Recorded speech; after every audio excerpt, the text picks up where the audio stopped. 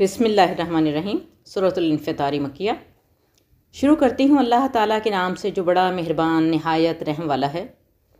جب آسمان پھٹ جائے گا، جب ستارے جھڑ جائیں گے، جب سمندر بہہ نکلیں گے اور جب قبریں شک کر کے کھاڑ دی جائیں گی، اس وقت ہر شخص اپنے آگے بھیجے ہوئے اور اپنے پیچھے چھوڑے ہوئے یعنی اگلے پچھلے اعمال کو معلوم کر لے گا۔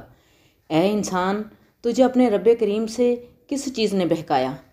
جس رب نے تجھے پیدا کیا، پھر ٹھیک ٹھاک کیا اور پھر درست اور برابر بنایا، جس صورت میں چاہا تجھے جوڑ دیا۔ ہرگز نہیں، بلکہ تم تو جزا و سزا کے دن کو جھٹلاتے ہو۔ یقیناً تم پر نگہبان عزت والے لکھنے والے مقرر ہیں۔ جو کچھ تم کرتے ہو وہ جانتے ہیں۔ یقیناً نیک لوگ جنت کے عیش و آرام اور نعمتوں میں ہوں گے، اور یقیناً بدکار لوگ دوزخ میں ہوں گے۔ بدلے والے دن اس میں جائیں گے، وہ اس سے کبھی غائب نہ ہونے پائیں گے۔